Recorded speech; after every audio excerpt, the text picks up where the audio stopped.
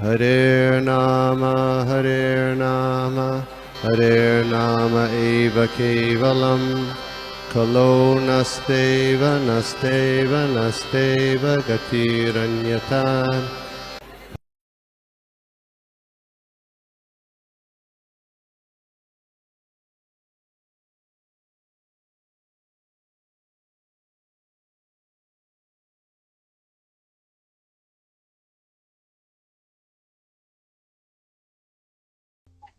हरे कृष्णा प्रभु, बहुत बहुत धन्यवाद, आपने ये सेवा दी। ऐसे तो मैं यहाँ उम्र और तजुर्बे में छोटी हूँ, तो मेरी आप लोग के सामने बोलने की कोई योग्यता नहीं है, पर गुरु महाराज की प्रसन्नता के लिए और प्रभु के आदेशानुसार हम एक छोटी सी प्रस्तुति करेंगे, और वो मेरी खुद की शुद्धिकरण के लिए, तो मैं जो भी बोलूंगी वो मेरी खुद के लिए होगा। आज हम चर्चा करेंगे श्रीमद् भागवतम के तीसरे स्कंद के 18वें अध्याय के श्लोक क्रमांक 8-9 पर, और शुरू 7-8 पर, और शुरू करेंगे। ओम नमो भगवते वासुदेवाय, ओम नमो भगवते वासुदेवाय, ओम नमो भगवते वासुदेवाय। नारायणं नमस्कृत्यं नरं चैव नरोत्तमं, देवीं सरस्वतीं व्यासं ततो जयमुदीरयेत्। नष्टप्रायेषु अभद्रेषु नित्यं भागवत सेवया, भगवती उत्तम श्लोके भक्तिर्भवती नैष्टिकी। श्लोक पढ़ेंगे 3:18-7। तं निःसरन्तं सलिलादनुद्रुतो हिरण्यकेशो द्विरदं यथा जशः, करालदं श्रुत्रो शनिनिश्वनो ब्रवीद्, कतरियं किं त्वसतां विगर्हितम्। Translation by Srila Prabhupada. Jai Srila Prabhupada. The demon, who had golden hair on his head and fearful tusks, gave chase to the Lord while he was rising from the water, even as an alligator would chase an elephant. Roaring like thunder, he said, "Are you not ashamed of running away before a challenging adversary? There is nothing reproachable for shameless creatures." Text 8. सगाम् उदस्तात् सलिलस्य गोचरे, विन्यस्य तस्यामददात् स्वसत्त्वम्, अभिष्टुतो विश्वसृजा प्रसूनेर्, आपूर्यमानो विबुधैः पश्यतो रे. Translation by Srila Prabhupada. Jai Srila Prabhupada. The Lord placed the earth within his sight on the surface of the water and transferred to her his own energy in the form of the ability to float on the water.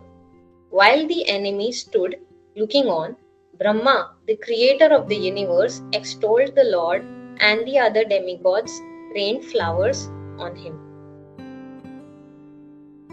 चर्चा शुरू करने से पहले मंगलाचरण prayers. ओम अज्ञानतिमिरन्धस्य ज्ञानाञ्जनशलाकया चक्षुरुन्मीलितं येन तस्मै श्रीगुरुवे नमः। श्रीचैतन्यमनोभीष्टं स्थापितं येन भूतले स्वयं रूप कदा मह्यं ददाति स्वपदान्तिकम्। वन्देऽहं श्रीगुरु श्रीयुतपदकमलं श्रीगुरून् वैष्णवांश्च श्रीरूपं साग्रजातं सहगणा रघुनाथान्वितां तं सजीवं साद्वैतं सवधूतं परिजनसहितं कृष्णचैतन्यदेवं श्रीराधा कृष्णपदान् सहगणा ललिता श्रीविशाखान्वितांश्च। हे कृष्णा करुणा सिन्धु दीनबन्धु जगत्पते, गोपेश गोपिका कान्ता राधा कान्ता नमोस्तुते। तप्त कांचन गौरांगी राधे वृंदावनेश्वरी, वृषभानुसुते देवी प्रणमामि हरिप्रिये। वाञ्छाकल्पतरुभ्यश्च कृपा सिन्धुभ्य एव च, पतितानां पावनेभ्यो वैष्णवेभ्यो नमो नमः। जय श्री कृष्ण चैतन्य प्रभु नित्यानंद, श्री अद्वैत गदाधरा श्रीवास आदि गौर भक्त वृंद। हरे कृष्णा कृष्ण कृष्ण हरे हरे, हरे राम राम राम हरे हरे। नमो विष्णुपादाय कृष्ण पृष्ठाय भूतले, श्रीमते भक्ति वेदांत स्वामी निति नामिने। नमस्ते सरस्वती देवे गौरवाणी प्रचारिणे निर्विशेष शून्यवादी पाश्चात्य शतारिणे कृष्ण पृष्ठाः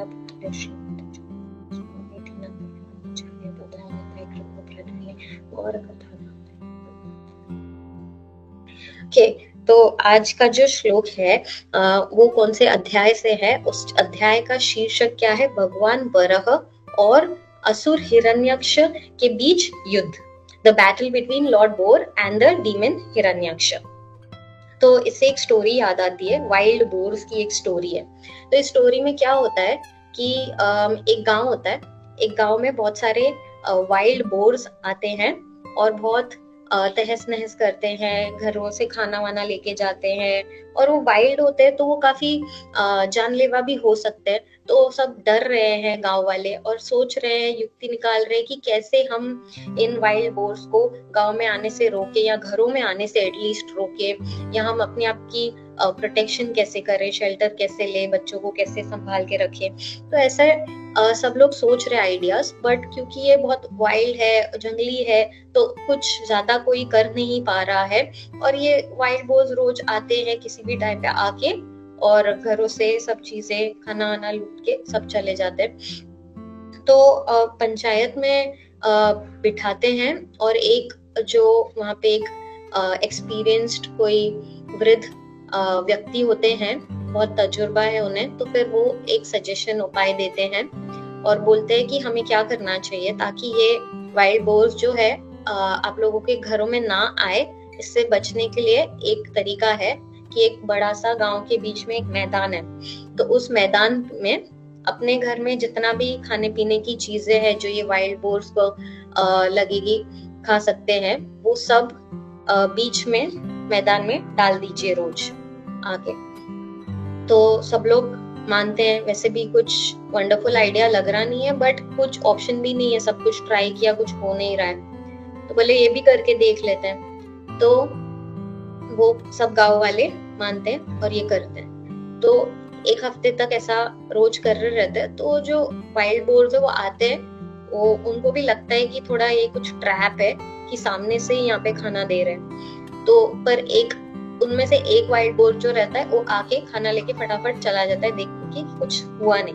तो इसको देख के दूसरे लोग भी, दूसरे बोर्स होते हैं वो भी सेम रिपीट करते हैं, और ऐसे करके सब वाइल्ड बोर्स आके खा के चले जाते हैं। तो क्या होता है इससे, एक हफ्ते के बाद कोई वाइल्ड बोर इधर उधर नहीं जा रहा है, कोई किसी के घर में नहीं जा रहा है। फिर एक हफ्ते के बाद वो वृद्ध व्यक्ति जो है वो सलाह देते हैं आगे कि अब ये मैदान के इर्द गिर्द सर्कमफेरेंस पे पोल्स लगा दिए जाए। तो गांव वाले वो करते हैं, तो पोल्स लगा देते हैं, तो सेमी सर्कल में पोल्स लग जाते हैं। तो फिर वाइल्ड बोर्स वापस से वो कंटिन्यू रखते हैं, उनको कुछ फर्क नहीं पड़ता, आजू बाजू पोल्स लगे हुए, वो अपना आते हैं, खाते हैं और जाते हैं। थोड़ा कंफर्ट लेवल आ गया उनको। फिर धीमे धीमे क्या होता है, फिर फेंसिंग लगा दी जाती है। तो फेंसिंग लगाने से अब वो जो वाइल्ड बोर्स है उनको एक ही जगह से आना पड़ेगा जहाँ से वो खुला रखा है सेमी सर्कल में। तो सारे वाइल्ड बोर्स वहीं से आते हैं और वहीं से एग्जिट करके जाते खा के।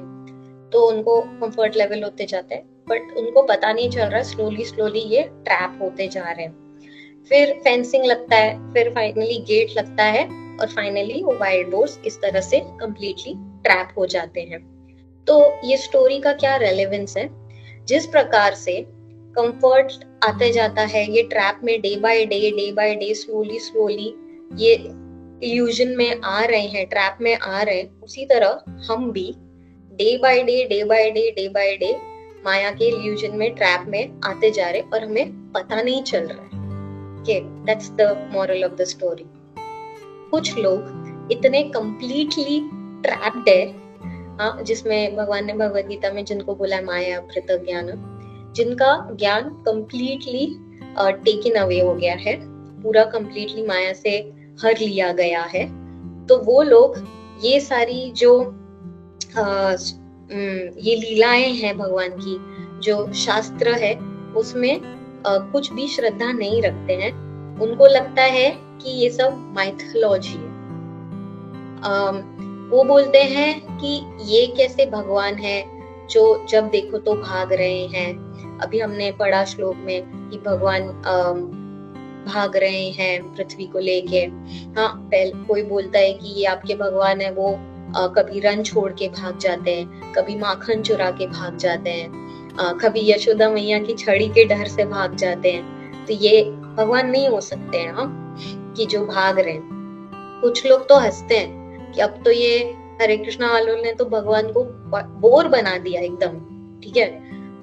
तो ये क्या है ना, ये वो है जिनका ज्ञान कंप्लीटली हर गया है, जो कंप्लीटली माया में ट्रैप्ड है, तो उनको ये सब पे बिलीफ नहीं आता है। पर उन्हें ये नहीं पता कि ये वराह देव, हाँ, इनकारनेशन जो भगवान का है वराह के रूप में, या ये जो भी सारी लीलाएं जहाँ भगवान भाग रहे हैं, ये सब सुनने से उनकी खुद की बीमारी ठीक होने वाली है। बोले बीमारी? कौन सी बीमारी? हम बीमार नहीं है, व्हाट आर यू टॉकिंग? तो बोले कौन सी बीमारी? भौतिकता की बीमारी। उनकी भौतिकता की बीमारी का क्योर है ये। भौतिकता की बीमारी का मतलब क्या होता है वो पूछेंगे। इसका मतलब है कि वो बीमारी जहां इंसान अपने आप को अपना शरीर समझता है, where one identifies himself as his body, वो वाली बीमारी, उसका क्योर है ये सारी लीलाएं सुनना। भगवान भगवत गीता में क्या कहते हैं? जन्म कर्म चमे दिव्यम एवं यो वेति तत्वतः त्यक्त्वा देहम पुनर्जन्म नैति माम एति सो अर्जुन। तो जिस प्रकार हम एक डीप स्लीप, गहरी नींद में है, ठीक है, और हमें एक स्वप्न आ रहा है नींद में, उसमें मेरे पीछे कोई शेर है और मैं भाग रही हूँ, मैं जंगल में हूँ, ठीक है, और फिर अचानक से कोई आके मुझे उठाता है, चलो चलो मंगला आरती का समय हो गया, उठ जाओ उठ जाओ। तो जैसे ही मेरी नींद खुलती है तो मुझे तुरंत एक रियलाइजेशन होता है, अच्छा मैं जंगल में नहीं हूँ, मैं तो अपने घर में हूँ, और कोई शेर मेरे पीछे नहीं है, मैं एंजाइटी में नहीं हूँ, मेरी जान खतरे में नहीं है, मैं तो आनंद नहीं, मैं आनंद में हूँ। तो इसी प्रकार हम भी, जो लोग इस ड्रीम में है कि मेरा बॉडी सेम है, वो जो इस इल्यूजन में है, ये सारा इल्यूजन, ये जो डिजीज है, वो कैसे क्योर होगा? ये भागवतम नित्यम भागवत सेवा करने से, रोज आके भगवान की लीलाओं के बारे में चर्चा करने से, ये हम भी इस ड्रीम से जगेंगे। ये ड्रीम जहाँ हम अपने आप को सोच रहे कि मैं इंडियन हूँ, अमेरिकन हूँ, सीए हूँ, डायरेक्टर हूँ, मैनेजर हूँ, ये हूँ वो हूँ, ये सारा ड्रीम से हम जग जाएंगे। तो ये वरदेव का पास टाइम लीला सुनने से हम ये ड्रीम से जगेंगे। तो ये कोई माइथोलॉजी नहीं है, ये कोई स्टेज ड्रामा नहीं है, ये कोई मूवी का सीन नहीं बता रहे हैं अभी यहाँ पे। लगेगा मूवी जैसा जरूर, बट है नहीं। जैसे हैरी पॉटर और लॉर्ड ऑफ द रिंग्स में कभी भी कुछ भी हो जाता है, वैसा वाला नहीं है। ये विज्ञान है, this is applied science. Okay, तो इसी श्रद्धा के साथ हम आगे की चर्चा करेंगे। तो देखते हैं कि अब तक इस अध्याय में क्या हुआ है। तो अब तक इस अध्याय में ऐसा हुआ है कि सीन कुछ अब तक ऐसा है कि भगवान वरदेव है, वो अवतारित हुए हैं। किसके लिए? माता पृथ्वी की रक्षा करने के लिए अवतारित हुए हैं। और हिरण्याक्ष जो है, जो असुर है, वो क्या है? वो बहुत भले ही शक्तिशाली है, तो वो अपने आप को बहुत गर्वित है अपनी शक्ति पे, तो इसलिए वो भगवान को ललकार रहा है, भगवान को चैलेंज कर रहा है। और नॉट जस्ट कि ललकार रहा है, चैलेंज कर रहा है, वो भगवान को इंसल्टिंग वर्ड्स, निंदनीय शब्द कह रहा है, ठीक है। और भगवान जो है वो उन शब्दों पे ध्यान नहीं दे रहे हैं और कुछ रिएक्शन नहीं दे रहे हैं, और वो अपना पृथ्वी माता को लेके भाग रहे हैं। और ये कौन से शब्द कह रहा है, किस टाइप के निंदनीय शब्द कह रहा है? हिरण्याक्ष कह रहा है कि are you not ashamed of running away before a challenging adversary? There is nothing reproachable for shameless creatures. Oh, चुनौती से भागते हुए तुम्हें शर्म नहीं आती? हाँ, निर्लज्ज जीवों के लिए तो कुछ भी निंदनीय नहीं है, ऐसे करके भगवान को कह रहे हैं। तो हिरण्याक्ष जो है वो बहुत ही इंसल्ट करने की कोशिश कर रहा है वराहदेव को, और वो उन्हें कुछ फर्क नहीं पड़ रहा है, वो कुछ ना रिएक्शन दे रहे, ना कोई रिस्पॉन्स दे रहे, वो अपना कर्तव्य कर रहे हैं। बाद में तुझे बाद में देखूंगा, तो अपने डायलॉग कंप्लीट कर ले। तो भगवत गीता में दो सबसे मोस्ट फेमस श्लोक है जो ऑलमोस्ट सबको पता है। वो कौन से है? यदा यदा हि धर्मस्य ग्लानिर्भवति भारत और परित्राणाय साधूनां विनाशाय च दुष्कृतम्। तो इसमें हमें पता चलता है कि भगवान क्यों आते हैं, किस वजह से आते, कब आते हैं और क्यों आते हैं, ये दो आंसर्स मिलते हैं। तो फर्स्ट रीजन क्यों आने का है कि परित्राणाय साधूनां विनाशाय च दुष्कृतम् संस्थापनार्थाय संभवामि युगे युगे। तो फर्स्ट रीजन जो है, यही ऑर्डर में है, फर्स्ट रीजन है परित्राणाय साधूनां। तो साधु को प्रोटेक्ट करने के लिए, डिवोटीज को शेल्टर करने के लिए, हाँ, और साधु की रक्षा करने के लिए भगवान अवतारित होते हैं। तो भगवान हमेशा अपने डिवोटीज को प्रोटेक्शन देते हैं, बाकी सब कार्य छोड़ के वो अपने डिवोटीज को शेल्टर देते हैं। और ये सेंटेंस कि भगवान बाकी दूसरे इंपॉर्टेंट कार्य छोड़ के भी अपने भगवान को प्रोटेक्शन, अपने डिवोटीज को प्रोटेक्शन देने के लिए आते हैं, इसके तो प्रूफ में कितनी सारी लीलाएं हैं। Bhagavatam is filled with these stories.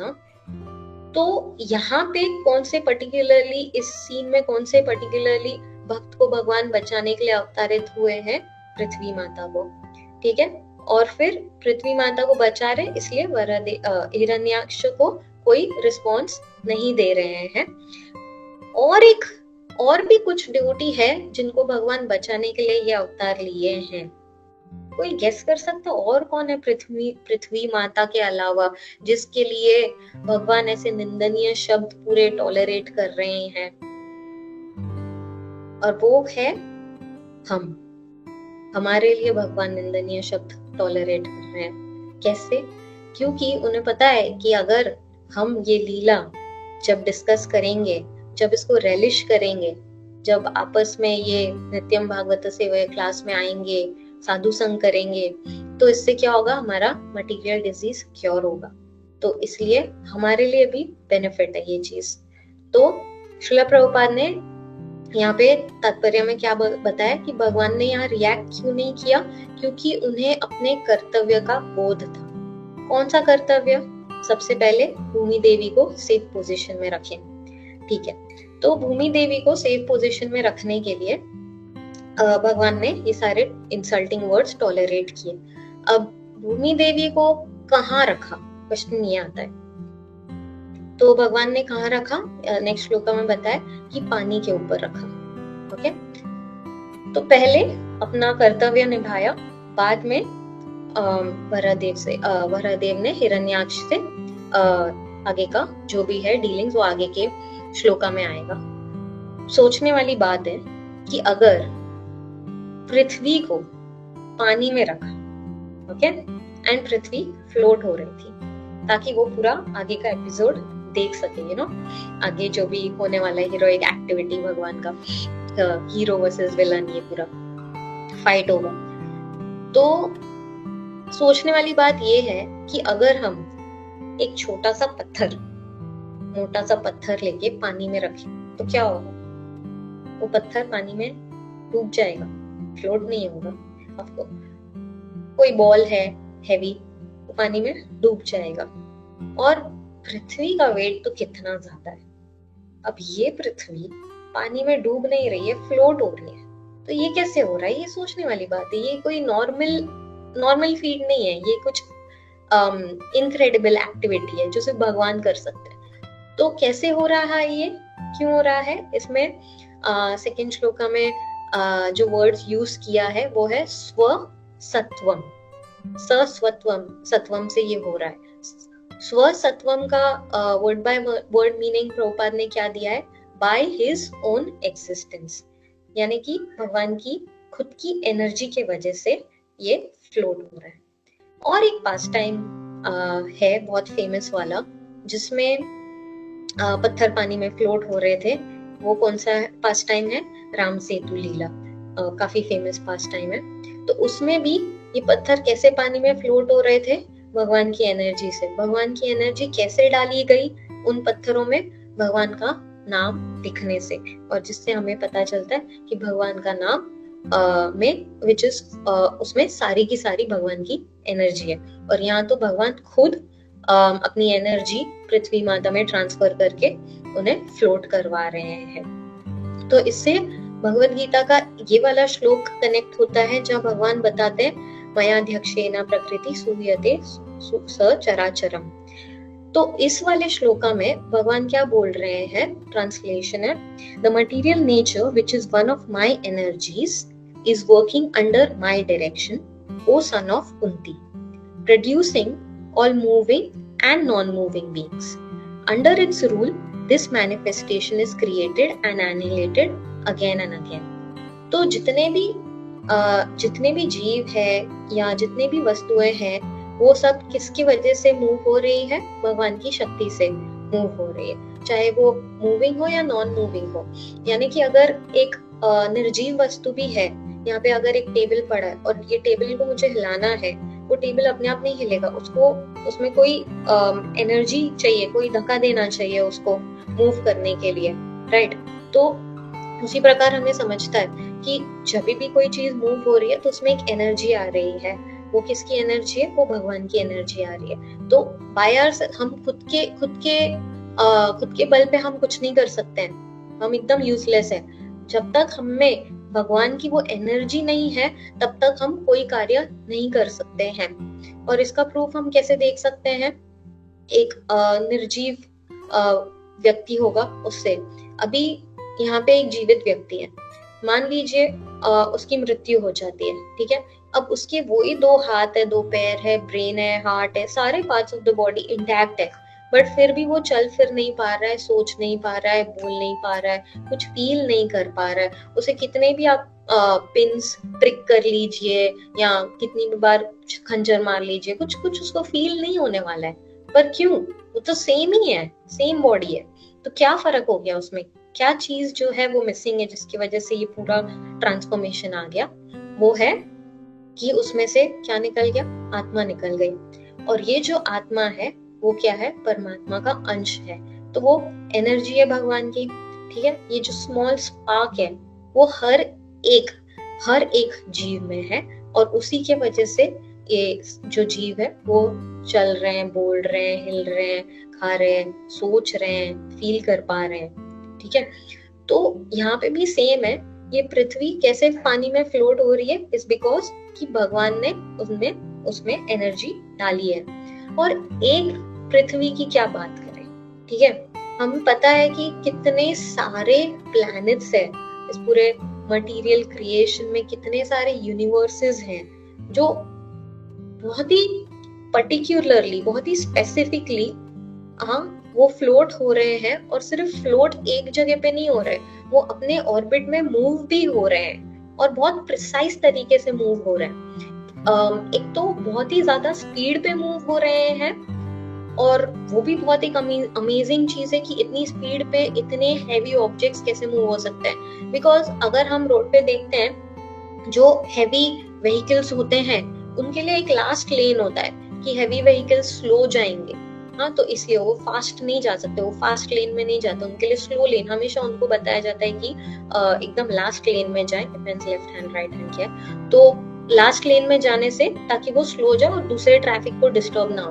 तो हमने देखा है कि हैवी जो भी ऑब्जेक्ट्स होते हैं उनकी स्पीड कम होती है, बट यहाँ देखेंगे तो जो प्लैनेट्स है वो इतने हैवी है और वो इतनी फास्ट स्पीड पे मूव हो रहे हैं, भले हमें पता नहीं है, फील नहीं हो रहा है, बट वो है एक्चुअली मूव हो रहे हैं। और इतना प्रिसाइज है कि अगर एकदम उनका डिस्टेंस थोड़ा भी यहाँ से वहां ज्यादा दूर या ज्यादा पास होगा तो वो बहुत कैलामिटी बन सकती है। तो इतना पर्टिकुलरली अगर ये सब चल रहा है तो वो अपने आप तो नहीं चल रहा होगा, कोई कर रहा होगा, इसके पीछे कोई होगा करने वाला, राइट। और वो कौन है, हमें पता चलता है कि ये भगवान है। ओके, साइंटिस्ट अभी भी ये प्रूव कर रहे हैं, बट स्क्रिप्चर्स में हमें पता है कि ये भगवान है। तो जब वराहदेव ने एक ऐसी अद्वितीय कार्य किया, हाँ, इतना इनक्रेडिबल फीट किया कि एक इतने हैवी ऑब्जेक्ट को पानी में फ्लोट कर दिया, तो जो ब्रह्मा जी है, ओके, और जो दूसरे देवता है, उन्होंने क्या किया, भगवान पे पुष्प अभिषेक किया।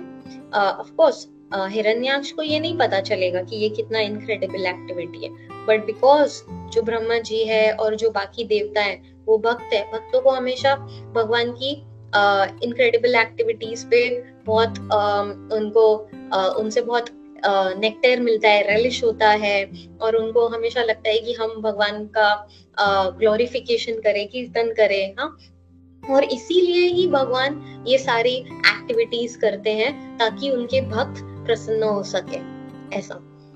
तो ये सब जो भी लीलाएं हैं, ये कोई नॉर्मल व्यक्ति तो नहीं कर सकता है, चाहे वो कितनी भी सिद्धि प्राप्त कर ले। हाँ, कुछ लोग होते हैं जो पानी पे चल सकते हैं, या हवा में उड़ सकते हैं, या एकदम लाइटेस्ट बन सकते हैं, या एकदम हेवीएस्ट बन सकते हैं। ये सारी सिद्धियां हैं जो प्राप्त हो सकती है मिस्टिक योगा से, बट स्टिल इतनी सारी एक साथ कोई नहीं कर सकता है सिवाय कि भगवान के। और अगर भगवान जो है वो ऑल 6 ऑपुलेंसेस में फुल है, षट ऐश्वर्य पूर्ण है, कोई अगर हमारे पास कोई सिद्धि आ भी जाती है किसी भी व्यक्ति के पास, या कोई ऐश्वर्य आ भी जाता है, तो वो फुल नहीं है, वो कुछ छोटी मात्रा में ही होगा। कोई बहुत ज्ञानी है जिसको बोलते ओ ये तो चलता फिरता एनसाइक्लोपीडिया है, ठीक है, या कोई बहुत धनी है, या कोई बहुत वैरागी है, या किसी का बहुत नाम है, बहुत फेमस है, तो वो जो भी होगा ना वो छोटी मात्रा में ही होगा, वो पूरा पूर्णम नहीं हो सकता, और ऑल 6 तो नहीं हो सकता है। और इसमें कोई बड़ी बात नहीं है अगर मैंने बहुत सारा पैसा कमा लिया या बहुत सारा नाम कमा लिया, इसमें कोई बड़ी बात नहीं है। बड़ी बात तब है जब मैं ये पैसा जो भी है मुझे मिला है, या ये नाम, या जो भी ये ज्ञान, वो सब भगवान की सेवा में यूज करूं। वो ये भगवान की सेवा में लगाना, ये बड़ी बात है। सिर्फ ये सब होना कोई बड़ी बात नहीं है, क्योंकि भगवान तो वैसे भी षट ऐश्वर्य पूर्ण है, तो उनके सामने तो ये छोटी ही चीज होने वाली है, राइट। बट वो छोटी चीज भी जब हम छोटी मात्रा में भी भगवान को अर्पण करते, भगवान को ऑफर करते, भगवान की सेवा में लगाते, तो भगवान उसी प्रकार खुश होते हैं जैसे कि जो माता पिता है जो खुद ही बच्चे को पॉकेट मनी देते हैं। हाँ, और फिर वो बच्चा उस पॉकेट मनी से अगर कुछ छोटी सी चीज भी वो माता पिता के लिए लेके आता है, या एक कार्ड बनाता है, हाँ आई लव यू मम्मा, आई लव यू पापा लिख के, तो माता पिता को कितनी खुशी होती है, राइट। वो ये नहीं सोचते अरे ये क्या मैंने ही दिया, इसमें से ही दे रहा है, राइट, और ये तो क्या ही है, ऐसे ऐसे तो मैं कितना महंगा ले सकता। नहीं, वो जो भाव है वो उनको बहुत हार्ट टचिंग रहता है, और उससे और रेसिप्रोकेशन बढ़ता है माता पिता, फिर और भगवान बच्चे के लिए और प्यार बढ़ता है उनका।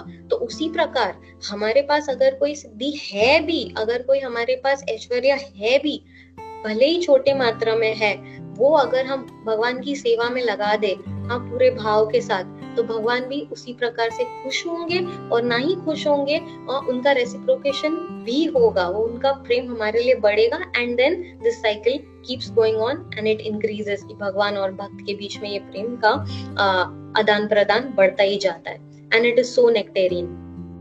तो ये पूरी 2 श्लोका में और अब तक जो स्टोरी हुई है वहां तक हमने देखा। अब स्टोरी लीला तो ठीक है प्योरिफिकेशन के लिए, ऑल दैट, बट इसमें से हमारे लिए कुछ लेसन्स हैं, हर लीला में से हमारे लिए कुछ सीख होती है, like moral of the story जिसे बोलते हैं। वो क्या है, आइए हम वो देखते हैं। तो वो क्या है, फर्स्ट पॉइंट यहाँ पे प्रभुपाद जो बता रहे हैं कि भगवान को अपने कर्तव्य का बोध था। तो भगवान को अपने कर्तव्य का बोध था, इससे हमें पता चलता है, इससे हमें समझना चाहिए कि हमें अपना कर्तव्य पता होना चाहिए। पहली बात, करना चाहिए वो दूसरी बात है, पहले पता तो होना चाहिए कि क्या है।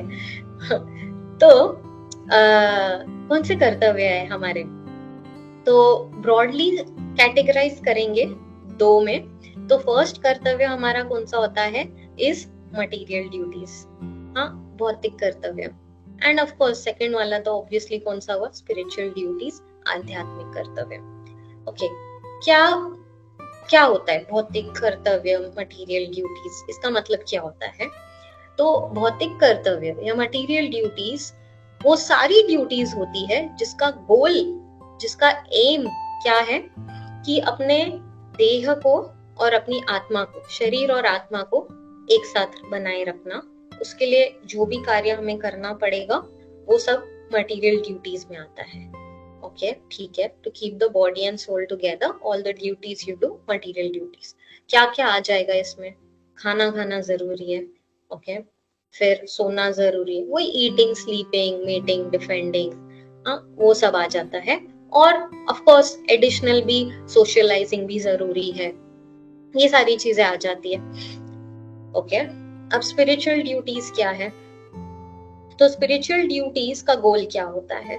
तो ये गोल को पूरा करने के लिए जो भी ड्यूटीज आप सोच सकते हैं वो सब इसमें आ गई, वैसा ही रखते हैं। तो मटेरियल का हमने देखा, बॉडी एंड सोल टुगेदर रखने के लिए जो भी करना पड़े वो सब आ गया। तो स्पिरिचुअल गोल क्या है? स्पिरिचुअल गोल ये है कि हमें रियलाइज करना है, okay? Not just theoretically, practically ये रियलाइज करना है कि हमारा इटर्नल कॉन्स्टिट्यूशनल पोजीशन क्या है, यानी कि हम भगवान के जो अंश है, हम जो बोलते हैं हम भगवान के पार्ट एंड पार्सल, हम भगवान के अंश है, हम भगवान के दास हैं, हाँ ये सब, वी आर सर्वेंट, और ये सब इसको रियलाइज करना, ओके। ये बहुत बार सुना है, इसका एग्जैक्ट मतलब क्या, प्रैक्टिकली रियलाइज करने का मतलब क्या है कि अगर आप माधुर्य कदम्बिनी पढ़ेंगे तो उसमें जो 9 स्टेजेस ऑफ भक्ति बताई गई है, तो उसमें जो लास्ट है, अल्टीमेटली ये चैंटिंग करने से जो लास्ट फाइनल गोल सिद्धि जो है वो है कि आपको एक्चुअली पता चलेगा कि आप भगवान के सेवक इन विच सेवा, कि आपका एक्चुअल इटर्नल जॉब क्या है। जब मैं जॉब के लिए अप्लाई कर रही हूँ तो मुझे पता है कि मैं अकाउंट्स में कर रही हूँ या HR में कर रही हूँ या लॉजिस्टिक्स या सप्लाई चेन किस में कर रही हूँ, मुझे एग्जैक्टली पता है, राइट। और फिर वो जॉब में वहां जाके कर रही हूँ, तो एग्जैक्टली आपका कौन सा वाला पर्टिकुलर सेवा है, आपका रिलेशनशिप क्या है, आपको सबको पता होना चाहिए कि आपका डेजिग्नेशन क्या होगा, गोप भाव में होगा, मंजरी होगा, क्या होगा। सो ये जो पूरा एक्चुअली आपको पता चलेगा कि आप भगवान के सर्वेंट हो, नॉट जस्ट थियोरेटिकली, बट वो रियलाइजेशन होएगा। So that is the spiritual goal. अब वो गोल अचीव करने के लिए, ठीक है, जो भी ड्यूटीज करनी पड़ी वो सब क्या आ जाती है, स्पिरिचुअल ड्यूटीज में आ जाती है। गुरु की आज्ञा का पालन करना, भगवान की सेवा करना, भक्तों की सेवा करना, नाम जप करना, तो ये सब आ जाता है उसमें। बट प्रभुपाद ने एक अपने भक्त को एक लेटर लिखा था, उस लेटर में प्रभुपाद ने इस स्पिरिचुअल ड्यूटीज को भी और सब डिवाइड किया गया है। तो हमने देखा हमें अपनी ड्यूटी पता होनी चाहिए, मटेरियल ड्यूटी, स्पिरिचुअल ड्यूटी, दो। अब स्पिरिचुअल ड्यूटी में भी दो है, एक है basic spiritual duty. Basic spiritual duty क्या होता है, पहले तो देखते हैं बेसिक वर्ड का मतलब क्या है। बेस मतलब क्या होता है, फाउंडेशन। कोई भी एक बिल्डिंग है मान लेते हैं, ठीक है, तो वो बिल्डिंग का एक नींव होगी, राइट, उसको बोलते हैं बेस, द फाउंडेशन। अगर वो बेस स्ट्रॉन्ग नहीं है, ठीक है, तो पूरी बिल्डिंग ज्यादा टाइम नहीं टिकेगी, ठीक है।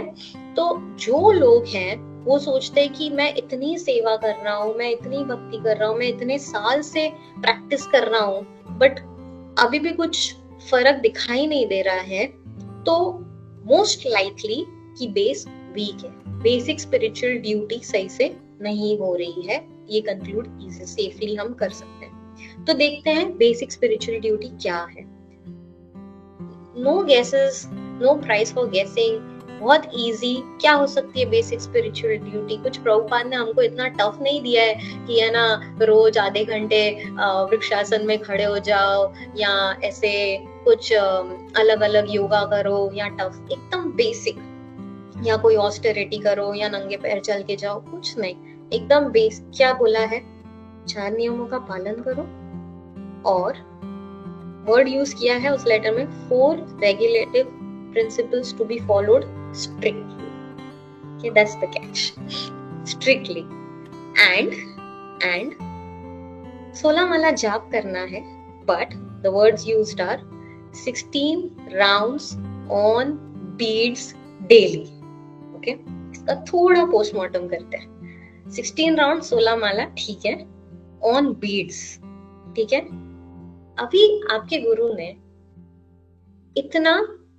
इतने सारे जब डिसाइपल्स को इनिशिएट किया, उस माला पे चैंट करके दिया है, तो एटलीस्ट वो रिस्पेक्ट रखनी चाहिए कि उन्होंने इतना टाइम एनर्जी डाला है। स्पेसिफिकली हमारे गुरु महाराज की बात है तो और डिफिकल्ट है कि उन्होंने वो माला पे जाप करके दिया, तो उस माला पे चैंट करने का कुछ तो पोटेंसी होगा, उतना बेसिक रिस्पेक्ट होना चाहिए। कोई काउंटर वाउंटर पे नहीं, हाँ एक्स्ट्रा करो आप काउंटर पे, कोई मना नहीं कर रहा है, बट और प्लस वो तुलसी का जो कनेक्शन है उसका इम्पोर्टेंस है, हर चीज का इम्पोर्टेंस है, तो बीट पे चैंट करना इम्पोर्टेंट है। And my favourite word, daily 16 rounds on beads daily. Daily का मतलब है उस पूरे दिन के अंदर 16 माला कंप्लीट होनी चाहिए। अगर मैं बोलती हूँ मैं दैनिक कार्य कर रही हूँ, मैं दैनिक बेसिस पे मैं नहा रही हूँ, खा रही हूँ, इसका मतलब है मैं उस दिन मैंने खाया या उस दिन मैंने नहाया। अगर मैं 7 दिन तक नहीं नहाऊं और 7वें दिन पे संडे 7 बार नहा लूं, तो क्या मैं बोल सकती हूँ मैंने दैनिक बेसिस पे नहाया? नहीं, I am not taking a bath daily, I am taking a bath weekly, even if I do 7 times on a Sunday, right? तो प्लीज डेली मीन्स उस दिन 16 माला होनी चाहिए। ये जो कैरी फॉरवर्ड है ना कि मैंने आज 14 की और मैं कल 18 करूं और फिर मैं बोल दूं मैंने 16 डेली किया, that is not what Prabhupada meant.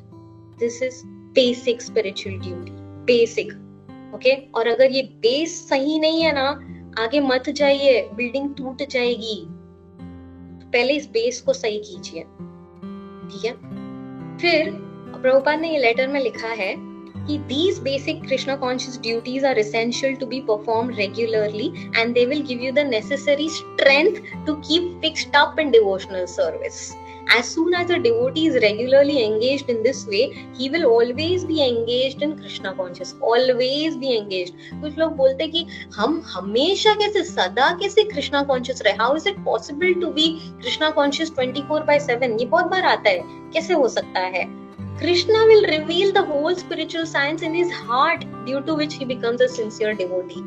तो अगर सिर्फ ये बेसिक जो हम सही से समझ रहे हैं, पहले इसका मतलब कि 4 regulative principle strictly 16 rounds on beads daily, अगर ये करेंगे ना तो आप अपने स्पिरिचुअल लाइफ में डिटरमाइंड फिक्स्ड रहेंगे, यहाँ वहां विचलित नहीं होंगे। 1, फिर हमेशा ऑलवेज कृष्णा कॉन्शियस रहेंगे, और तीसरा कृष्णा खुद आपके हृदय में आपको पूरा का पूरा whole spiritual science word, Prabhupada never uses words randomly, whole spiritual science in his heart, and due to which he becomes a sincere devotee. और ये करने से वो एक सच्चा भक्त बन जाए। How amazing is this?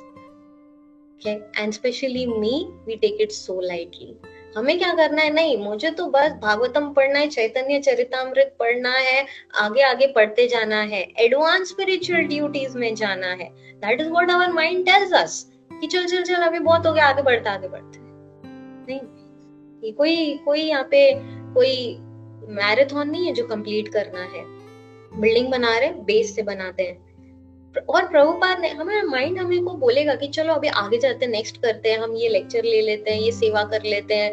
हाँ, that is not, if basic नहीं हो रहा है ना, आगे नहीं जा सकते, बिल्डिंग टूट जाएगी। Even if your mind will tell you to do that. Prabhupada बोल सकते थे कि इनिशिएशन के 1 साल 2 साल या फिर सिर्फ सेकेंड इनिशिएशन तक आपको ये 4 रेगुलेटिव प्रिंसिपल स्ट्रिक्टली और 16 राउंड्स ऑन बीट्स डेली करना है। ऐसा नहीं बोला, हमेशा बोला। यहाँ बोल सकते थे संन्यास लेने तक, ऐसा भी नहीं बोला। ये तो हमेशा ही करना है। हमारे गुरु महाराज खुद बोलते, मैं खुद 18, 20, 25 माला चैंट कर रहा हूँ, तो आपके पास कौन सा एक्सक्यूज है बोलने के लिए कि मेरी 16 माला नहीं हो पा रही है? इमेजिन इन दैट कंडीशन, और वो इतनी सारी ड्यूटीज अभी भी कर रहे हैं। कोई एक्सक्यूज नहीं है। कोई बोलेगा मेरी हेल्थ ठीक नहीं है, उनसे भी खराब है। कोई बोलेगा मैं बहुत बिजी हूँ, उनसे ज्यादा बिजी हो। इट्स जस्ट 16 राउंड, 64 में से 16 किया है, उसमें भी कैरी फॉरवर्ड चाहिए, तो आप दूसरी सेवाएं कट कीजिए। एक डिसाइपल ने प्रभुपाद से पूछा कि मेरी 16 राउंड्स नहीं हो पा रही है क्योंकि मैं पूरा दिन सेवा में लगा पड़ा हूँ टेम्पल की सेवा है और मैं अकेले ही सारा का सारा हैंडल कर रहा हूँ और मैं सिर्फ 4 घंटे सो रहा हूँ, अब मैं नहीं कंप्लीट कर पा रहा हूँ। तो प्रभुपाद ने उससे बोला 2 घंटे सो जाओ, बट 16 माला कंप्लीट करे बिना नहीं सोना है। That's how particular Srila Prabhupada was. Okay? तो ये बोला गया है डेली। ओके, तो moving on, basic spiritual duties हो गया, तो ऑब्वियसली उसके बाद आता है advance spiritual duties. Advance spiritual duties में क्या आता है कि अगर आपके गुरु ने, चाहे शिक्षा गुरु हो, दीक्षा गुरु हो, कोई स्पेसिफिक इंस्ट्रक्शन आपको दिया गया है तो वो आप फॉलो करते हैं, और वो फॉलो करते वक्त वो आपके बेसिक को सपोर्ट करेगा और आपकी बेसिक ड्यूटीज और स्ट्रॉन्गर होगी और इजी होगी फॉलो करने के लिए। बट हमारे साथ ऐसा होता है क्या? एटलीस्ट मेरे साथ, एक करने जाते तो दूसरे का टाइम नहीं रहता है। This is not advanced then, कि चलो अभी आज सुबह क्लास लेनी है तो मैं चैंटिंग बाद में कर लूंगी।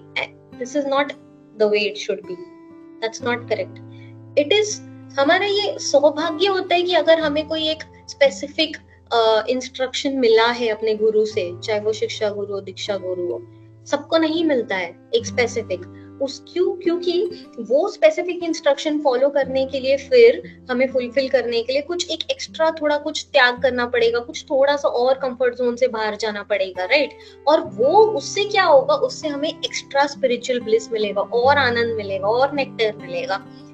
हम प्रे करते हैं कि तुलसी आरती में मोराई अभिलाष विलास कुंज दियो वास, हमको वृंदावन में वास चाहिए, हम गोलोक वृंदावन में वास चाहिए, हमको वृंदावन में वास चाहिए, हम प्रे करते रोज सुबह। बट प्रभुपाद ने वृंदावन छोड़ के गए थे अपने गुरु महाराज का इंस्ट्रक्शन फॉलो करने के लिए, वो भी उस एज पे। सो दैट इज द ब्यूटी कि एक स्पेसिफिक इंस्ट्रक्शन अगर मिलता है और अगर आप उसे फुलफिल करो, and look then what happened. तो अब कोई पूछ सकता है कि हाँ, वहां बैठ के स्क्रीन के अक्रॉस बोलना बहुत इजी है, मटेरियल ड्यूटी है, स्पिरिचुअल ड्यूटी है, बैलेंस कैसे करें?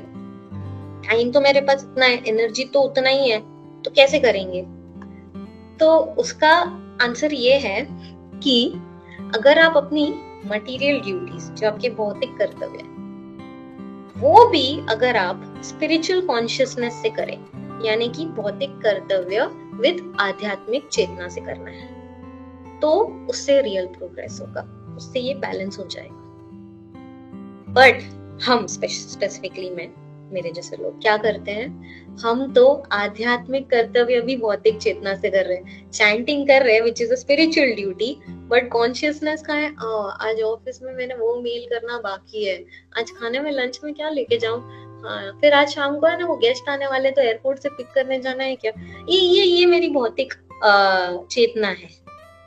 That's what we are doing. तो इसलिए spiritual progress का आता पता ही नहीं है। So balance is when you do your material duties with spiritual consciousness.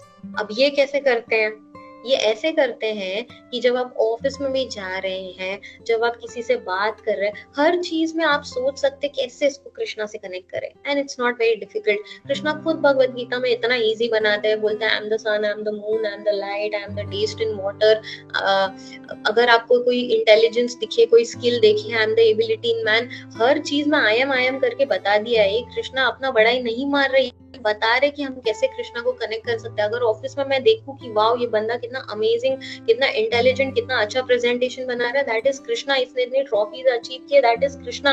इससे जेलसी नहीं, इसमें कृष्णा। देखो मैं पानी पी रही हूँ ऑफिस में तो मुझे याद आता है ये कृष्णा, मैंने अपने वॉलपेपर पे कृष्णा एक राधा रानी लव यू का स्टिकर लगा के रखा है। There are so many ways that you can. आप सुबह उठते हो, आप अपना फोन देखते हो, मैं काल हूँ, सबसे पहले टाइम देखते हो। मैं बीच में भी अगर नींद खुल गई तो क्या देखते हैं, अरे टाइम देखते कितना और सोने के लिए मिलेगा। हाँ तो मैं काल हूँ, वो कृष्णा है। आप उठेंगे वो कृष्णा है, सुबह उठ के पानी पीते वो कृष्णा है, वाटर हीटर चलाते, गीजर चलाते तो पानी भी कृष्णा है, हीट भी कृष्णा है। हाँ फिर सुबह उठते वक्त एक लेक्चर सुन सकते हैं, दैट इज कृष्णा। तिलक लगाते हैं कृष्णा का नाम। सो इवन बिफोर कि आप ऑल्टर तक आए भी नहीं है, you are Krishna conscious, right? So that is how, because these are all your material duties. सुबह उठ के जो भी मैंने अभी लिस्ट की, वो मटेरियल ड्यूटीज भी आध्यात्मिक चेतना से करना है। Okay, that is how you create the balance. Okay, point number 2, अपनी लेसन नंबर 2 फर्स्ट था बहुत अपने को कर्तव्य का बोध होना चाहिए। फिर जब हम कर्तव्य करेंगे तो क्या होगा, जब भगवान अपना कर्तव्य कर रहे थे वराहदेव, तो क्या हो रहा था, उनको निंदनीय शब्द सुनना पड़ रहा था, राइट, हिरण्याक्ष से। तो हमें भी जब हम अपना कर्तव्य कर रहे होंगे, हमें ये सीखने मिलता है इस लीला से कि हमें बहुत सारे निंदनीय शब्द सुनने मिलेंगे।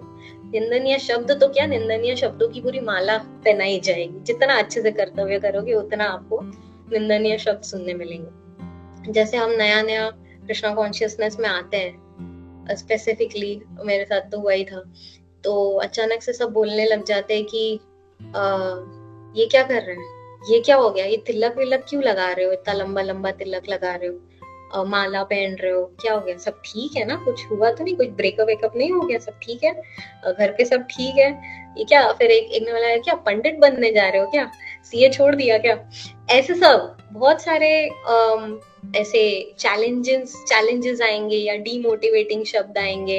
हाँ, बट हमें अपना ड्यूटी करते रहना चाहिए। और प्रभुपाद बोलते हैं कि जो शक्तिशाली है ना, उनको अपने उपहास से कोई फर्क नहीं पड़ता है।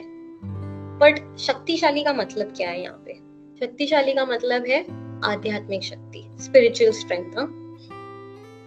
जैसे कि एक वो एग्जाम्पल हमें पता है कि अगर एक एलिफेंट जा रहा है, एक हाथी जा रहा है और कुछ कुत्ते भौंक रहे, तो हाथी को कुछ फर्क नहीं पड़ता है, क्योंकि हाथी शक्तिशाली है, तो उसे कुछ फर्क नहीं पड़ता है। तो शक्तिशाली का मतलब है spiritual strength. Okay, spiritual strength का मतलब क्या है, ये भक्ति तीर्थ स्वामी महाराज का एक कोट मैं पढ़ना चाहूंगी यहाँ पे। उसमें लिखा है, if someone's behaviour bothers us, it is not the fault of the other person. अगर किसी के बिहेवियर से, किसी की वृत्ति से हमें कष्ट हो रहा है, तो वो उसका फॉल्ट नहीं है, उसकी गलती नहीं है। Instead it is because we are on shaky ground. हमारा फाउंडेशन, हमारी नींव डामाडोल है। We must develop enough inner strength to prevent other people's nonsense from making us nonsensical ourselves. अगर किसी ने भी आपके साथ कुछ नॉनसेंस किया है, उससे आपके अंदर कुछ भी नॉनसेंस नहीं फैलना चाहिए। So beautiful. तो that is the meaning of spiritual strength.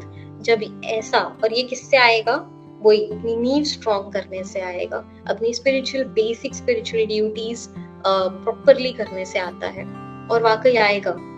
और फिर कुछ फर्क नहीं पड़ेगा कोई क्या भी बोल रहा है। आपको पता है, आपके गुरु आपसे प्रसन्न है, भगवान आपसे खुश है, एंड गुरु महाराज और भगवान दोनों आपको, क्योंकि ह्यूमंस है, माइंड है, डाउट तो आएगा ही कि अरे मैं गलत कर रही हूँ, मैं सही कर रही हूँ। जब इतने सारे लोग इतना कुछ बोलने लग जाते हैं तो ऐसे लगता है कि हाँ, कहीं मैं कुछ गलत तो नहीं कर रही। तो अपने आप गुरु महाराज भगवान खुद आपको वेज, आपको एक अलग अलग वेज में अपना प्रेजेंस और अपना अश्योरेंस देंगे कि नहीं, you are on the right track, and then that will give you a boost की let's go, let's keep going वाला, ऐसा। तो this is what the spiritual strength का मतलब है। बट अगर हम स्पिरिचुअली वीक है, हमारी नींव वीक है, तो क्या होगा, हम कुछ भी, कोई एक कमेंट भी हमें करेगा तो हमें क्या होगा, उससे बुरा लग जाएगा, हमें चुभेगा, हमें प्रॉब्लम हो जाएगी, हमें अंदर है ना बहुत गुस्सा आने लग जाएगा, क्रोध आने लग जाएगा।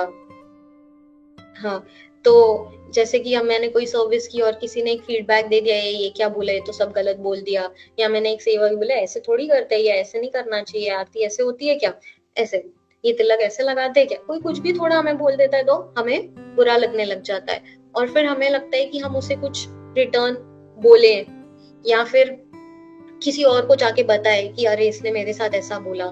कितना अफेक्ट होता है। और चैंटिंग करते वक्त हम कृष्ण की लीला नहीं सोचते, अपने साथ जो हुआ वही सोचते रह जाते, राइट और रॉन्ग। तो ये नहीं होने के लिए हमें अपना spiritual strength, spiritual foundation strengthen करना पड़ेगा। और फिर एट द सेम टाइम इसका मतलब ये नहीं है कि हमें भी याद रखना चाहिए कि हम किसी और को इंसल्टिंग वर्ड्स, डिस्करेजिंग वर्ड्स, या किसी और के भक्ति के प्रोग्रेस में चैलेंजेस ना क्रिएट करें because of our insulting words. ऐसे ही रैंडमली आते जाते किसी को भी फीडबैक देना, ये ठीक नहीं किया, ये ऐसे नहीं करना चाहिए, वो वैसे करना चाहिए, तुझे अपनी लाइफ ऐसे जीनी चाहिए, ऐसे कपड़े नहीं पहनने चाहिए, नहीं, हमें ये नहीं करना है।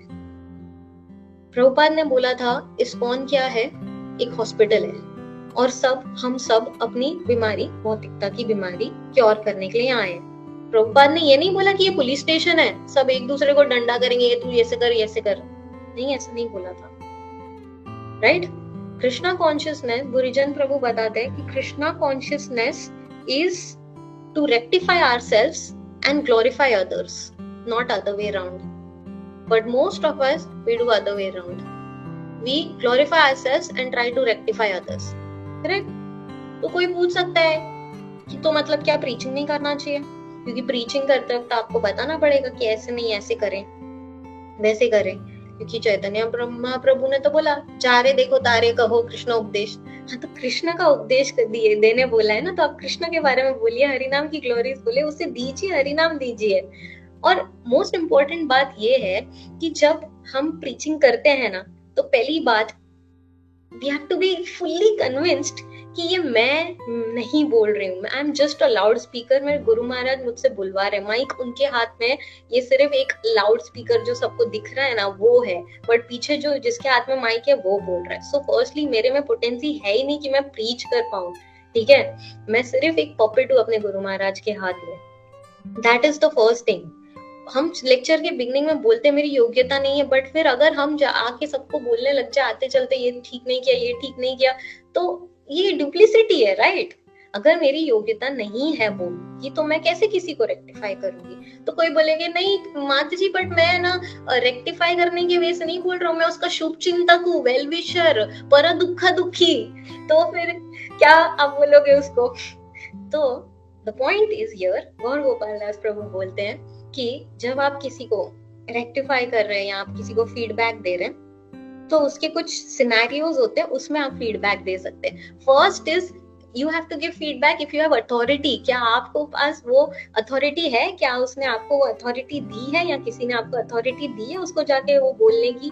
सेकेंड इज अगर आपके पास अथॉरिटी है तो भी आपको एक राइट प्लेस पे बोलना चाहिए। ऐसे नहीं सबके सामने बोल दिया, हाँ पूरे क्लास में बोल दिया या पूरे इतने सारे डिवोटीज के बीच में बोल दिया, नहीं। And third is at the, अगर आप अकेले में भी है, ठीक है, अकेले में आप उसको फीडबैक दे रहे हैं, आपकी अथॉरिटी भी है, but at the right time and circumstance, अरे वो कुछ लाइफ में गो थ्रू कर रहा है, उसके पेरेंट्स गुजर गए या उसके बच्चा बीमार है हॉस्पिटल में, तब आपको बोल रहा है तू तो बिल्कुल सही नहीं करता है। अरे नहीं, ऐसे नहीं, at the right time right circumstance, वैसे हमें बोलना है। एंड मोस्ट इम्पोर्टेंटली अगर आप बोल रहे हैं कि वेल विशर है, शुभ चिंतक के हिसाब से आप रेक्टिफाई कर रहे हैं, आप करेक्ट कर रहे हैं, then that has to be, there has to be humility element, okay, in that। क्योंकि हम जब किसी को रेक्टिफाई करते हैं तो हमें लगता है कृष्णा कॉन्शियसनेस में आने से हमें एक लाइसेंस मिल गया है कि हम सबको बोल सके कि हाँ ये सही नहीं और ये सही है, क्योंकि हमें लगता है हम उनसे एक बेटर है, हाँ हम उनसे ऊपर है। That's not humility. हाँ, हमें हमेशा लगता है कि हम एक दूसरे से लोअर है, तो that is when you can preach. तो अगर आपको कभी भी लग रहा है कि आप उससे बेटर है तो ही आप उसको रेक्टिफाई कर सकते हैं, राइट। तो फिर अगर जब तक ये कंट्रोलिंग ओनर मेंटालिटी है कि मैं इससे बेटर हूँ, तब तक ये साइकिल कंटिन्यू रहेगा, हमें वीजा नहीं मिलेगा वो लोगों को। ठीक है, टाइम शॉर्ट है। Then there is there are many points to it but we'll go on। Third सीख ये है कि Lord was merciful by ignoring Hiranyaksha. Hiranyaksha को कुछ भगवान ने परवाह नहीं की उसके कठोर शब्दों की, और ये बताता है कि भगवान उस पे कृपालु थे, इसलिए भगवान ने उसे रिएक्ट नहीं। भगवान वो हिरण्याक्ष को एक सेकंड में खत्म कर सकते थे, ऐसा नहीं कि वो पृथ्वी को रख के फिर ही खत्म करेंगे, वो साथ में भी कर सकते, राइट, वो भगवान है। बट भगवान उस पे कृपालु थे, इसलिए बोलने दिया, जो बोलना इग्नोर किया। उसी तरह हमें क्या सीख मिलती है यहाँ पे कि है ना, हमें हमेशा इमीडिएटली रिएक्शन देने की जरूरत नहीं है। We have to respond not react, and sometimes respond करने की भी जरूरत नहीं है, कभी कभी silence is also a reply. ठीक है, कभी कोई हमें क्या टॉलरेट करना चाहिए, दूसरों के हार्श वर्ड्स, इंसल्ट्स, ये हमने इस स्टोरी में तो सीखा ही। बट जब हमारे कुछ न्यू डिवोटीज आते हैं, वो कुछ मिस्टेक्स करते हैं, एरर्स करते हैं, हमें उसे भी टॉलरेट करना चाहिए, राइट, क्योंकि किसी ने हमारे भी तो टॉलरेट किए थे जब हम न्यू थे, राइट। जस्ट बिकॉज कि अभी हम इतने साल से प्रैक्टिस कर रहे हैं और भगवान की कृपा से हम अगर कुछ कर पा रहे हैं, not because of my self, doesn't mean कि मुझे लाइसेंस मिल गया अब मैं उससे बोलते जाऊं। तो हमें वो टॉलरेट करना चाहिए, प्यार से सिखाना चाहिए उसे। और फिर कभी कितनी बार हमने देखा है व्हाट्सएप मैसेज आता है तो हम इमीडिएटली फटाफट रिप्लाई करने लग जाते हैं, स्पेशली ग्रुप्स में। हाँ, व्हाट्सएप ग्रुप्स में देखा, वो लिखेगा, ऐसे चलता रहता है, क्योंकि हमें लगता है कि अरे इतने सारे लोगों के बीच में उसने मुझे ऐसा बोल दिया, मेरा फॉल्स ईगो हर्ट हो जाता है, right? So that is not the correct way. The lesson we learn is थोड़ा stop, wait, don't react immediately. Okay, हमें जैसे ही कोई क्रिटिसिज्म मिलता है ना, जो नेगेटिव फीडबैक मिलता है ना, इमीडिएटली हमारा फर्स्ट रिएक्शन क्या होता है? जस्टिफिकेशन स्टार्ट हो जाता है। वो प्रभु मैंने इसलिए ऐसा किया क्योंकि ऐसा हुआ था, क्योंकि वैसा हुआ था। वेट, अगर आपको कोई क्रिटिसिज्म या नेगेटिव फीडबैक दे रहा है, वो तो आपके भले के लिए बोल रहा हो सकता है ना। आप उसको अगर अपने आचरण में लाओगे तो आप नेक्स्ट टाइम वो सेवा और अच्छी कर पाओगे, राइट?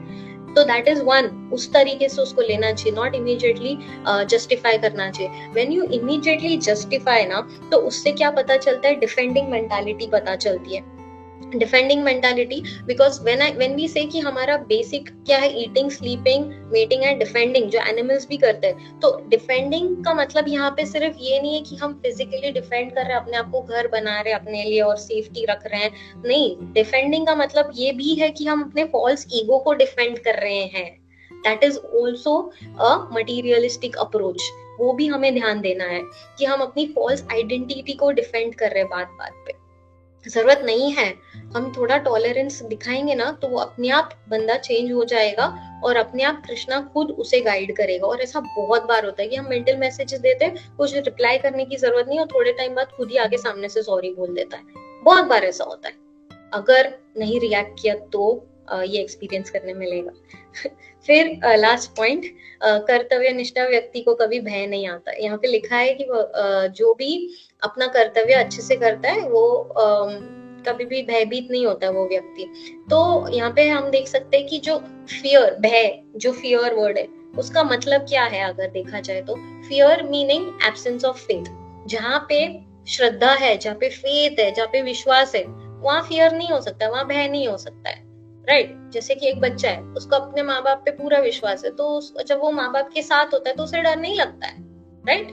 तो भय, फियर और फेथ, ये दोनों इनवर्सली प्रोपोर्शनल है। अगर आपका फियर ज्यादा है मतलब फेथ कम है, फेथ ज्यादा है तो फियर कम है, राइट?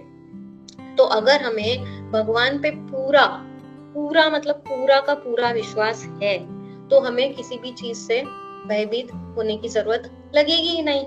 अगर हमें कभी भी किसी भी बात की एंजाइटी हो रही है, अगर मुझे लग रहा है, कोई भी, वो फेथ चेक है वो अपना, कि अगर मुझे लग रहा है कि कहीं मुझे जॉब से निकाल देंगे तो क्या होगा? अभी तो मैं यहाँ नया नया आई हूँ, मैंने तो 2 साल का रेंट कॉन्ट्रैक्ट साइन किया है, जॉब से निकल गई तो दूसरी तो मिलेगी नहीं, फिर मैं ये रेंट कैसे भरूंगी? टेस्ट चेक, फेथ नीचे जा रहा है, फियर ऊपर आ रहा है।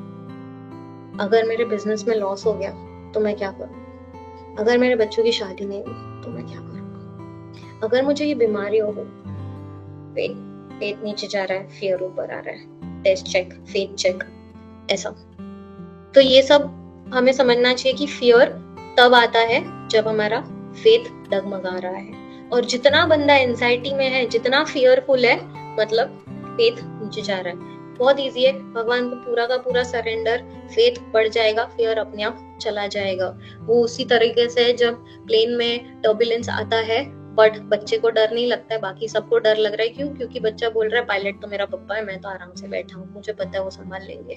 जब बच्चा गाड़ी में पीछे बैठा रहता है, वो पीछे अपना खाता है, वीडियो गेम करता है, सोता है, कुछ भी करता है, क्योंकि उसको पता है कि गाड़ी किसके हाथ में? पप्पा के हाथ में। तो हमारे लाइफ की गाड़ी भी हमारे पप्पा के हाथ में है, तो टेंशन लेने की कोई जरूरत नहीं है। जो भगवान सारे के सारे, इतने सारे प्लैनेट्स, इन्यूमरेबल प्लैनेट्स को फ्लोट करके ऑर्बिट में चला के इतने स्पेसिफिकेशन, इतने स्पीड के साथ कर सकता है, तो मेरी एक छोटी सी जो भी प्रॉब्लम, जो भी मुझे डिस्टर्ब कर रही है, वो नहीं कर सकता है क्या?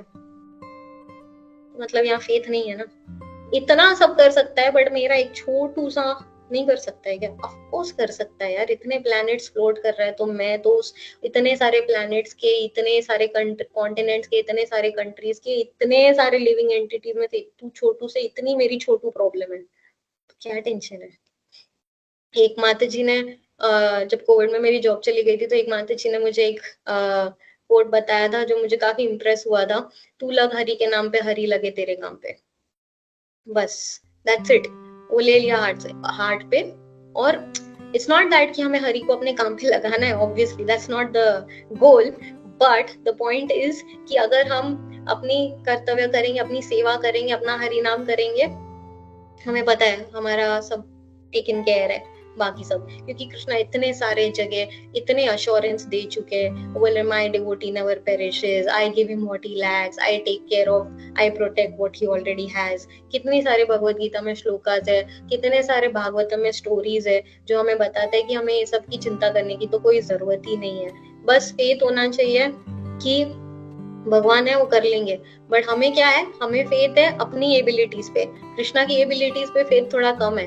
कैसे? क्योंकि हमें लगता है यार मैं वो ईमेल रिप्लाई कर देती हूँ पहले, तो फिर मैं ये ऑफिस का काम सही से कर लूंगी, मैं अपने बच्चे को कॉल करके पूछ लेती हूँ, हरि नाम साइड में चैंटिंग कर रहे हैं, बीच में फोन है, ये इंपॉर्टेंट है। अरे कुछ इंपॉर्टेंट नहीं है। अगर ये फेथ है कि Krishna name is non different from Krishna, अगर अभी आपके सामने राधा कृष्णा सामने है, राइट, क्योंकि हरि नाम आप ले रहे हो तो सच में भगवान खुद सामने है।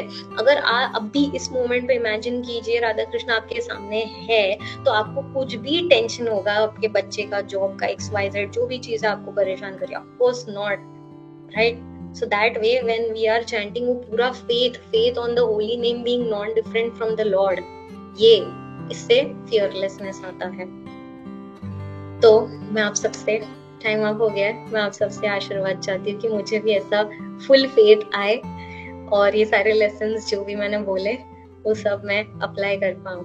हरे Krishna, thank you so much once again. और कुछ भी मिस्टेक्स हुए तो एज ऑलवेज आप माफ कर देंगे, मुझे पता है, और हमेशा ऐसे ही प्यार देंगे। हरे कृष्णा।